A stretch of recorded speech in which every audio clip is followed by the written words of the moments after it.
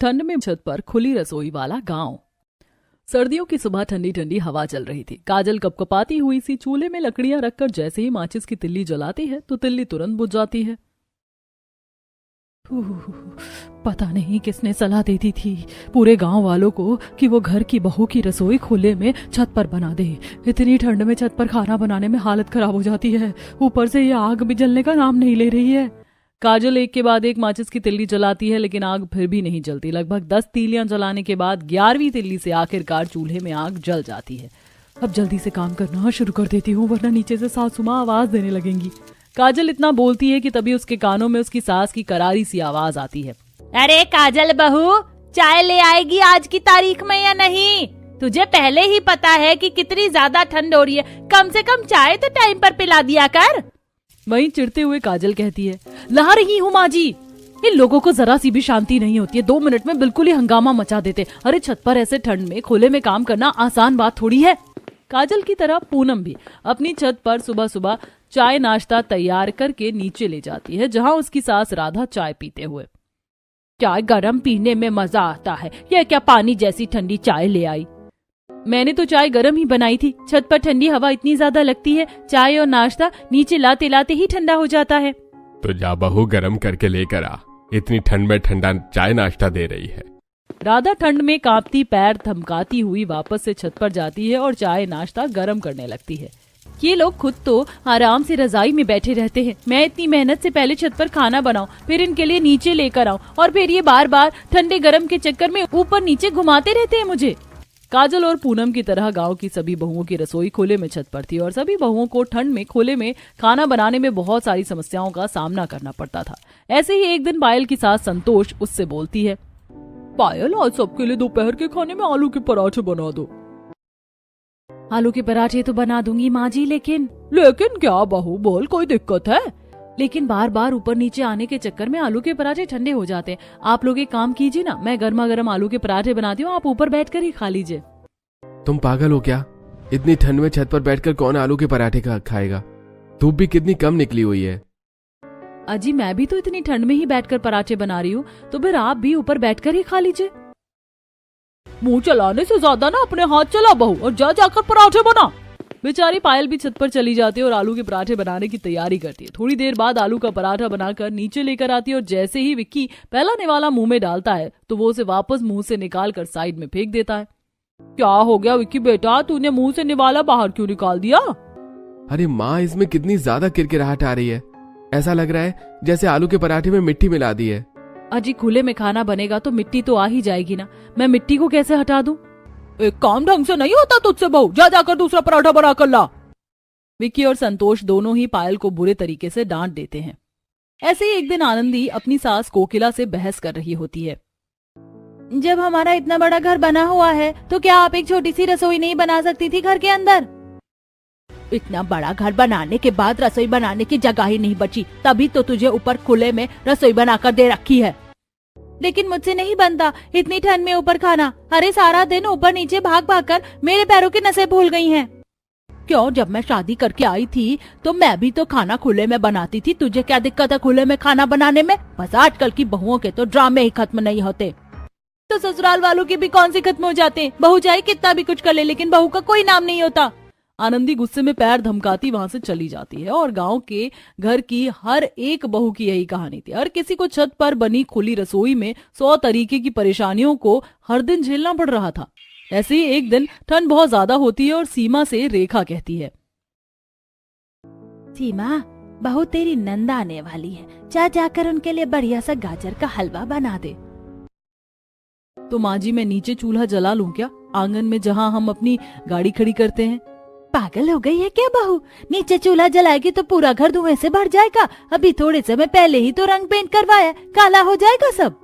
लेकिन माँ जी बाहर बहुत ज्यादा ठंड है, इतनी ठंड में ऊपर बैठकर हलवा कैसे बनाऊंगी? आपको तो पता है कि गाजर का हलवा बनाने में कितना समय लगता है। ज्यादा बहाने बनाने की जरूरत नहीं है, धुएं से घर काला ना हो इसीलिए छत पर रसोई बना रखी है। ऊपर बैठकर गाजर का हलवा बना दे और साथ में सबसे पहले मेरे लिए चाय बना। सीमा कपकपाती हुई सीढ़ियों से ऊपर चढ़ती और चारों तरफ उसे धुंध ही नजर आती है। माँ जी खुद तो ऑर्डर दे देती हैं और मुझे ठंड में ऊपर भेज देती हैं। अरे इन्हें कौन समझा है कि इतनी ठंड में खाना बनाते बनाते अच्छे अच्छों की कुल्फी जम जाती है। बेचारी सीमा रसोई में से 10 किलो गाजर की टोकरी में एक एक करके सभी गाजरों को घिया कस की मदद से घिसना शुरू कर देती है। हाय हाय, मेरे तो हाथों ने काम करना बंद कर दिया। कितनी ज्यादा ठंडी लग रही है ये गाजर, ऊपर से इतनी ठंडी ठंडी हवा भी चल रही है। सबको गाजर का हलवा खाना है लेकिन कोई भी मदद नहीं करवा सकता मेरी। जैसे तैसे करके सीमा सारी गाजर को अच्छे से घिस लेती है, जिसके बाद वो घिसी हुई गाजर को अच्छे से ठंडे पानी में धोती है और बेचारी के हाथ बुरे तरीके से लाल हो जाते हैं। इतना काम तो कभी मैंने अपने मायके में भी नहीं किया। सर्दियों में कम से कम वहाँ मेरी माँ मुझे कप चाय तो बना कर दे देती थी, लेकिन ससुराल में मुझे क्या पता था कि मुझे ऐसी रसोई मिलेगी जहाँ मुझे ये लगेगा कि मैं सीधा सीधा बादलों में बैठकर खाना बना रही हूँ। जैसे तैसे ठंड में ठिठुरती हुई सीमा छत पर बैठी गाजर का हलवा बनाती है और थोड़ी देर बाद उसके घर पर मेहमान भी आ जाते हैं और सभी लोग बड़े ही शौक के साथ गाजर का हलवा खाते हैं। दिन गुजरते जाते हैं और ठंड बढ़ती चली जाती है। ऐसे ही एक दिन गांव की बहुएं जब एक साथ धूप में बैठी मूंगफली खा रही होती हैं। मेरे घर पर तो रोज लड़ाई हो जाती है खाने को लेकर। मेरे घर पर भी कभी खाना ठंडा है, कभी खाने में मिट्टी आ रही है, कभी ये कभी वो। मेरे तो पैरों में इतना ज्यादा दर्द रहने लगा है ना कि क्या बताऊं। भरी जवानी में बुढ़ापा आ गया है। मैं तो किसी ना किसी दिन घर छोड़कर भाग जाऊंगी रसोई के चक्कर में और जाकर अपने मायके में बैठ जाऊंगी। लेकिन आखिर कब तक हम इन परेशानियों से ऐसे ही लड़ते रहेंगे? हमें कुछ ना कुछ तो करना पड़ेगा। बात तो बिल्कुल सही है, अभी तो सर्दी है तो हमें ठंडी हवा की दिक्कत है, और गर्मी के मौसम में जब कभी आंधी आई है तो सारा रसोई का सामान धूल मिट्टी से भर जाता है, और बारिश आ जाए तो फिर खाना देरी से बनता है, फिर और ज्यादा दिक्कत है। कभी ये सामान ढको, कभी वो सामान ढको। इस छत पर बनी खुले में रसोई हर तरीके से दिक्कत ही दिक्कत है। इसका कोई हमें सुख तो है ही नहीं। मुझे लगता है हम सबको मिलकर अपने ससुराल वालों से बात करनी चाहिए और इस मुसीबत का हल निकालना चाहिए, वरना अगली सर्दियों तक हम पांचों में से कोई एक भगवान को प्यारे हो जाएंगे इस रसोई के चलते। ऐसे ही चारों बहुएं आपस में बातचीत करके अपने अपने घर पर ठंड में छत पर बने खुले में रसोई को लेकर बातचीत करने का निर्णय लेती हैं। और सबसे पहले काजल अपने घर में बात करती है। माँ जी, जब खाना खुले में ही बनाना है तो आप नीचे मुझे एक नया चूल्हा बना दो ना, मैं वहाँ पर खाना बना लूंगी। नीचे तक खाना बिल्कुल नहीं बनेगा बहू। तुझे तो पता ही है कि नीचे आंगन में हमने कितनी सारी फल सब्जियां लगा रखी हैं। तो फल सब्जियों के साथ साथ खाना बनाना भी तो जरूरी है। एक क्यारी जितनी जगह लेगी चूल्हा बनाने में। अब तेरे नीचे रसोई बनाने की जिद के चलते मैं मासूम पेड़ पौधों को कुचल दूं, ये कभी नहीं होगा। काजल की तरह पूनम भी अपने घर पर बात करती है और वो भी अपनी रसोई की समस्याओं को सामने रखते हुए बताती है। माँ जी, मुझसे नहीं बनता है चूल्हे पर खाना, मुझे गैस सिलेंडर ला कर दो। क्यों नहीं बन रहा चूल्हे पर खाना? तुझसे पता भी है सिलेंडर कितना ज्यादा महंगा आता है। महंगा आता है तो चलता भी तो उतना ही ज्यादा है। तो फिर हमारी ये जो इतनी सारी लकड़ियां रखी हुई हैं, गाय भैंस के गोबर के जो इतने उपले बनाकर रखे हुए हैं, उनका क्या होगा? ये इतना सारा ईंधन हम खराब थोड़ी ना कर सकते हैं। आपके इस ईंधन के चक्कर में जो छत पर मेरी कुल्फी बनती है उसका क्या? ये कुल्फी नहीं बन रही है तेरी, चूल्हे के आगे बैठकर आराम से खाना बनाती है तू, बर्फ पर बैठकर नहीं। अब ज्यादा जुबान चलाने की जरूरत नहीं है। इसी तरीके से पायल भी संतोष से बोलती है। देखिए ना, खाने के चक्कर में आप जितने भी मेरे चक्कर लगवाती हैं ना सीढ़ियों से, उसकी वजह से मेरे पैरों में सूजन आ गई है और मैं नहीं चाहती कि मैं भरी जवानी में घुटनों के दर्द की मरीज बनकर बैठ जाऊं। तो क्या तेरे लिए अब छत से नीचे आने के लिए और नीचे से छत पर जाने के लिए लिफ्ट लगवा दे बहू? लिफ्ट लगवाने की जरूरत नहीं है, बल्कि छत से रसोई उठाकर नीचे ले आओ, इसमें सबकी भलाई है। इससे मुझे भी थोड़ा आराम मिलेगा। उसमें किसी की भी भलाई नहीं है। रसोई जहाँ पर बनी है वहीं पर बनी रहेगी, चाहे तेरे घुटनों में दर्द हो, चाहे तेरे घुटने काम करना बंद ही क्यों ना कर दें। वाह माँ जी, क्या बात कही है। चाहे मेरे घुटनों में दर्द हो, चाहे मेरे घुटने काम करना बंद ही क्यों ना कर दें, बस बहुत हो गया। संतोष की ये बात सुनकर पायल को बहुत ज्यादा गुस्सा आ जाता है और वो गुस्से में वहां से चली जाती है। इन तीनों के बाद आनंदी के घर पर भी चर्चा चल रही होती है। कभी एक कप चाय बनाने के लिए ऊपर जाओ, कभी चाय को गर्म करने के लिए ऊपर जाओ, कभी रोटी ठंडी हो गई रोटी गर्म करके लाओ, कभी सब्जी गर्म करके लाओ। अरे मैं हर छोटी बड़ी बात पर चूल्हा ही जलाती रहूंगी क्या? तो तू क्या चाहती है, हम अपने खाने की प्लेट के नीचे सुलगते कोयले रख लें और उसके ऊपर खाना बना लें? अरे तो जहाँ खाना बन रहा है वहाँ पर भी तो बैठकर खाना खाया जा सकता है। क्यों, तू इस घर की बहू है। तू अगर हमें बेड पर बैठे बैठे खाना दे देगी तो तेरे कौन से जीवन की रेखा घट जाएगी। इतनी ठंड में जब ऐसे खुली ठंडी हवाओं में आपको खाना बनाना पड़ेगा ना, तब आपको पता चलेगा। आप तो सारा दिन रजाई में बैठी रहती हो। हमने तो जैसे कभी खाना बनाया ही नहीं। हमारी सास तो चूल्हे पर खाना बना बना कर हमारे मुंह में निवाले डाल देती थी। चुपचाप जाकर खाना बना ले बहू, वरना जहाँ रसोई बनी है वहीं तेरा बिस्तर भी लगवा दूंगी। जितना मर्जी जिद कर ले तू बहू, हमने रसोई कुछ सोच समझ कर ही खुले में बनवाई है और हमारे घर में कोई अलग से नहीं बनी हुई है खुले में रसोई। गांव के हर घर में हर बहू की रसोई छत पर बनी है। हम सबकी दिक्कत भी तो एक जैसी ही है ना। आप लोग हमारी परेशानियों को तो समझ ही नहीं रहे हैं। ये सब तुम्हारी परेशानी नहीं बल्कि काम से बचने के बहाने हैं, जिसे हम ससुराल वाले अच्छे से समझते हैं। पांचों बहुएं अपने घर में कोशिश करके देख लेती हैं, लेकिन पांचों में से किसी के भी ससुराल वाले रसोई की समस्याओं को लेकर अपनी बहू की भावनाओं को समझने की बिल्कुल भी कोशिश नहीं करते हैं। ऐसे ही एक दिन पांचों बहुएं फिर से इकट्ठी होती हैं और आपस में बातचीत करते हुए बोलती हैं, हमारे ससुराल वाले ना ऐसे हमारी बात नहीं मानने वाले, इसीलिए अब हम सबको कोई दूसरा रास्ता अपनाना पड़ेगा। बिल्कुल सही, प्यार की भाषा तो इनको समझ में ही नहीं आती। इसीलिए अब मैंने सोच लिया है कि हम सबको क्या करना है। बताओ आनंदी, क्या सोचा है तुमने, क्या करना है हमें? सीमा की बात सुनकर आनंदी सभी को एक तरकीब बताती है, जिसे सुनकर पांचों आपस में हाथ मिलाती हैं और बोलती हैं, बिल्कुल सही, अब तो हम ऐसा ही करेंगे। अभी आएगा ऊंट पहाड़ के नीचे। और नहीं तो क्या, अब पता चलेगा ही नहीं कि सर्दियों में जब ठंडी हवाएं गालों पर थप्पड़ मारती है ना तो कैसा लगता है। हमारी आवाज से ना सारे गांव वालों की अकल एक बार में ही ठिकाने आ जाएगी। और अगर इन सब से भी बात नहीं बनी तो फिर हम गांव के सरपंच के पास चले जाएंगे। बिल्कुल सही, फिर तो सारी बात सबके सामने ही हो जाए। घर घर की लड़ाई गांव की बहू की लड़ाई हो जाएगी। ऐसे ही पांचों बहुएं अपने अपने घर आ जाती हैं और अगले दिन ही पांचों अपने ससुराल वालों को खाना देना और बनाना बंद कर देती हैं। बहू, तेरे हाथों में क्या लकवा मार गया है जो तू कुछ बना नहीं रही है ऊपर रसोई में जाकर? अगर मुझसे खाना बनवाना है ना तो आप लोगों को मेरी बात माननी पड़ेगी। तेरी बात हम बिल्कुल ना मानने वाले। अगर कोई मानने वाली चीज है तो मान भी ले। तो फिर ठीक है, जाकर ऊपर खुद ही खाना बना लो। मुझे खाने की जरूरत नहीं है। मुझे जब भूख होगी मैं अपने लिए तब बना लूंगी। सुबह के 10 बज रहे हैं बहू, अभी तक चाय का कप नहीं आया है। कप के पैर तो है नहीं जो खुद ही चलकर आ जाएगा। जब तक कोई चाय बनाएगी, कोई कप में डालेगा, तब तक आपको चाय कहाँ से मिलेगी? तो तू खड़ी खड़ी हमें क्या देख रही है? जा जाकर चाय बना कर लेकर आना। मैं नहीं बनाने वाली कुछ भी। आप लोग जब मेरी शर्तें नहीं मान सकते तो मैं क्यों आप लोगों के लिए खाना बनाऊं? अरे मुझे भूख लगी हुई है, खाना तो ले आओ पायल। और कितना इंतजार करवाओगी? जब मैं भूख से तड़प कर बेहोश हो जाऊंगा तब खाना लेकर आओगी। मैंने हाथों पर नेल पॉलिश लगा रखी है। आपको अगर कुछ खाना है तो आप जाकर बाहर से ले आओ।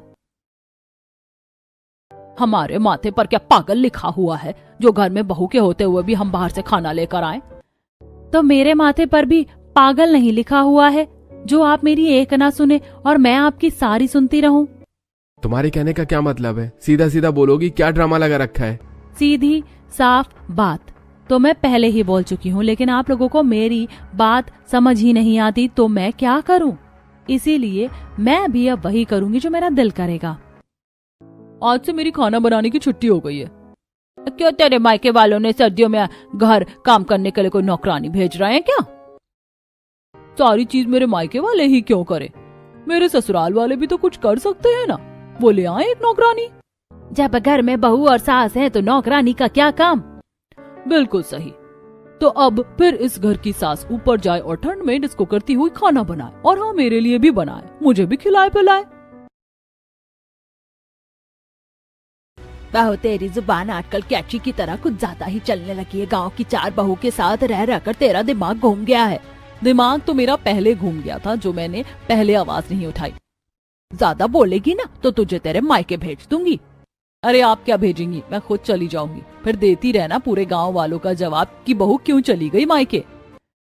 पांचों ही घरों में ठंड में छत पर बनी खुली रसोई को लेकर महाभारत प्रारंभ हो जाती है और किसी भी घर में बहू अपने ससुराल वालों को समय पर खाना नहीं देती है, जिस वजह से ससुराल वाले बड़े परेशान हो जाते हैं। ऐसे में मधु, राधा, संतोष, कोकिला और रेखा को भारी ठंड में जाकर छत पर खाने पीने की चीज बनानी पड़ रही थी और पांचों की हालत बहुत ज्यादा खराब हो रही थी। एक दिन जब पांचों एक साथ बैठी होती हैं, पता नहीं क्या जमाना आ गया है।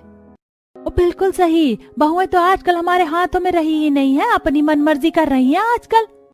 जुबान तो बहुएं ऐसे चलाने लगी जैसे बुलेट ट्रेन चल रही है।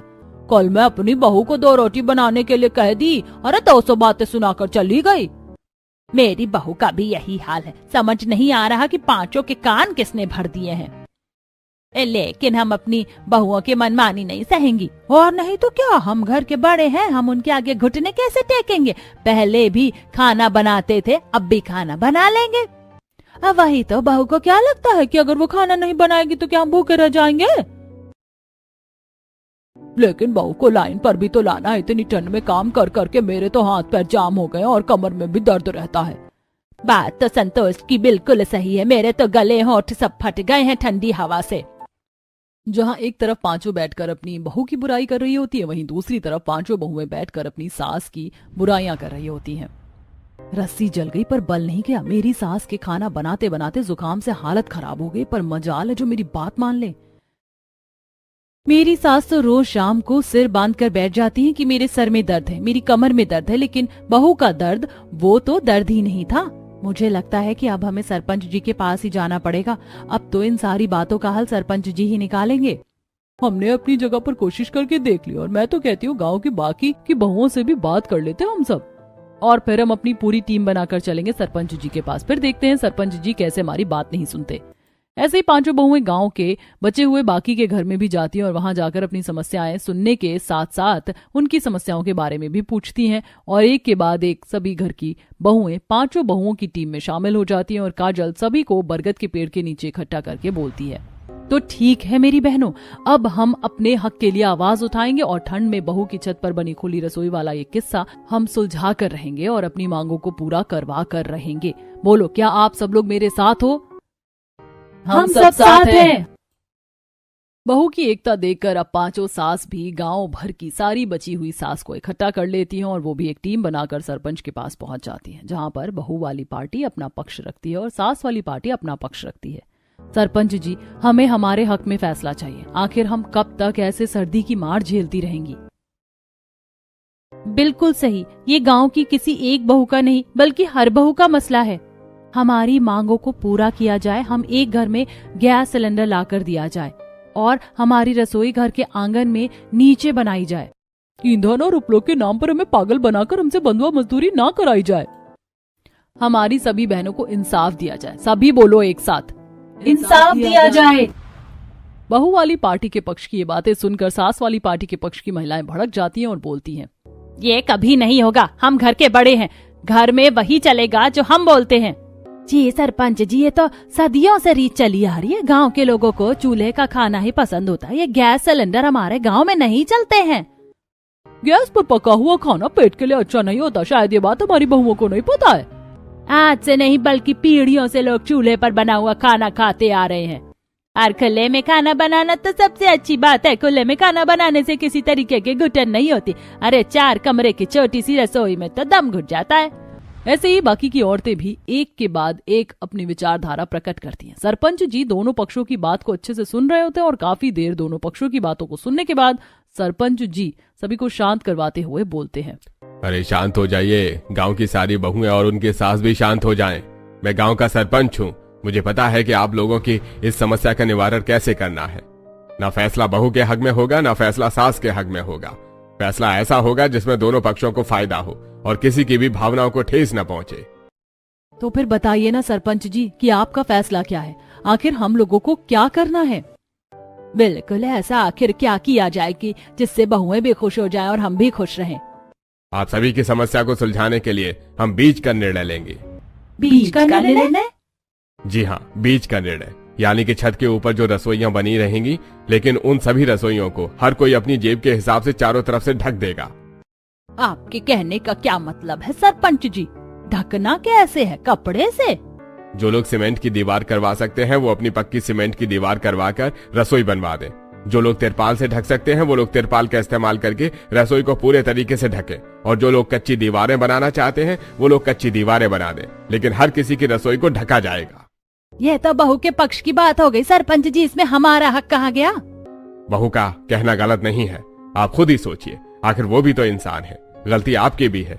अगर आप छत पर रसोई बना रहे हैं तो आप खाना भी उसी जगह खाइए, ताकि समय, ईंधन और बाकी सारी चीजों की बचत हो। अब बार बार बहू तो इतनी ठंड में 10 चक्कर नहीं काटेगी। वैसे भी आजकल 2 मिनट में खाना ठंडा हो जाता है। उसके बाद आप सब बहू को ही ताने देते हो। और वो इतनी मेहनत से आप सबके लिए खाना बनाती है, वो भी सर्दी में खुली छत पर, फिर नीचे लाकर परोसती है। ठंडा होने पर दोबारा ऊपर से गर्म करके लाती है, फिर भी उन्हें बहुत ताने दिए जाते हैं। बात तो आपकी सही है सरपंच जी।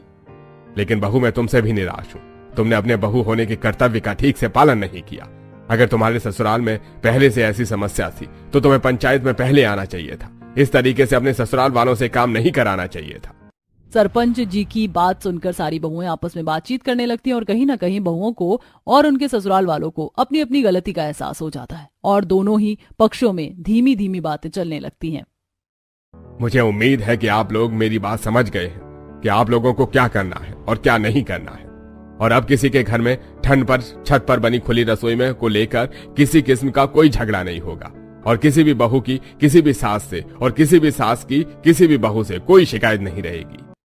सरपंच जी के फैसले से आखिरकार पूरे गांव में शांति का माहौल हो जाता है और अब हर कोई सरपंच जी के कहे अनुसार अपनी अपनी रसोई को अच्छे से चारों तरफ से ढक लेता है, जिससे अब सभी बहुएं खुशी खुशी अपनी रसोई में खाना बनाती हैं और साथ ही सभी घरों में गैस सिलेंडर भी उपलब्ध करवाया जाता है। अब आ रहा है ना मजा खाना बनाने में? बिल्कुल, और हमें भी गर्मा गर्म खाने में मजा आ रहा है। मेरी बात पहले मान जाती माँ जी तो आपको सर्दियों में पहले भी गर्मा गर्म ही खाना मिल जाता। कोई नहीं, देर आए दुरुस्त आए। गैस सिलेंडर आ जाने से हमारी ईंधन की कितनी ज्यादा बचत हो रही है माँ जी। हाँ बहू, सही कह रही है तू। पहले तो सारा का सारा ईंधन लग जाता था। अरे लेकिन इस बार तो हमारा काफी ईंधन बच जाएगा। और मुझे बार बार 1 कप चाय बनाने के लिए, 1 रोटी गर्म करने के लिए चूल्हा भी नहीं जलाना पड़ेगा। मैं जल्दी से गैस जलाती हूँ, खाना गर्म करती हूँ और आपको दे देती हूँ। अब तेरा काम भी आसान हो गया और हमें भी सब कुछ जल्दी मिल जाता है। अब चाहे 50 मेहमान एक साथ क्यों ना आ जाए, मैं सबके लिए खाना बना सकती हूँ। हाँ हाँ, अब सब कुछ तेरी मर्जी का जो है घर में। गैस सिलेंडर भी है, चूल्हा भी और रसोई भी बंद है। लेकिन सबसे अच्छी बात है कि मेरे ससुराल वाले अब मेरे साथ हैं। हमें पहले ही तुम्हारी परेशानी को समझना चाहिए था, लेकिन हम तो बस अपनी ही सोचते रहते थे। क्या मजा आ रहा है चूल्हे की आग के सामने बैठकर ये मेथी के पराठे खाने का। मुझे नहीं पता था बहू की चूल्हे की आग ठंड में खुली छत पर बैठकर ऐसे पराठे खाने का इतना मजा आएगा। लेकिन अब तो आपको भरपूर मजा मिल रहा है। क्यों? समझ लीजिए कि आप साक्षात बादलों पर बैठकर अपना चाय नाश्ता कर रही हैं। तुम बहू की टीम की वजह से तो गांव की सारी बहुओं की समस्याएं सुलझ गईं। अब क्या करें, वो कहते हैं ना कि एक उंगली में दम कहाँ, दम तो पूरी मुट्ठी में होता है। अब ठंड में हमें छत पर बनी अपनी रसोई में खाना बनाने में खुद भी मजा आता है और खाने वालों को भी मजा आता है। इसी तरह गांव की सभी बहुओं की समस्याएं सुलझ जाती हैं और सभी अपने अपने घर में खुशी खुशी खाना पकाती हैं और अपने ससुराल वालों को भी खिलाती हैं। इस तरह गांव में सभी बहुओं को छत पर खुली रसोई में खाना बनाने से छुटकारा मिल जाता है।